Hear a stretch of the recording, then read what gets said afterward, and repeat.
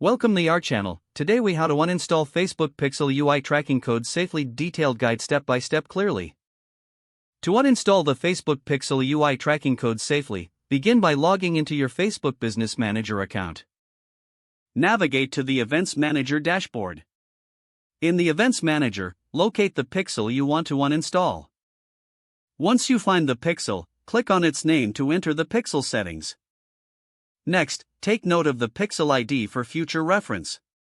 Now, switch to the platform where your pixel is installed. If you're using a website builder, go to the Settings or the Code section. Locate the area where the Facebook Pixel code is embedded. This will typically be in the header or footer code section. Carefully select the Facebook Pixel tracking code. Ensure you select the entire code snippet to avoid leaving any remnants. Once selected, press the Delete key or click the Remove option. After removing the code, save changes to ensure the removal is effective. Next, validate the uninstallation by using Facebook's Pixel Helper tool. Download the Pixel Helper extension if you haven't done so already. Visit your website where the Pixel was installed.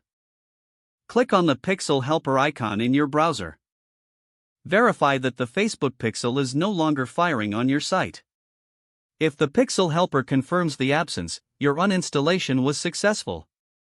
Lastly, consider checking your Facebook Events Manager to ensure it no longer registers events. That completes the process for uninstalling the Facebook Pixel UI tracking code safely. If the page does not load, refresh the browser or try again in a private or incognito window. Make sure you are using the correct email address, then retype it carefully to avoid small typos. If your password is not accepted, use the reset option and create a new strong password you can remember.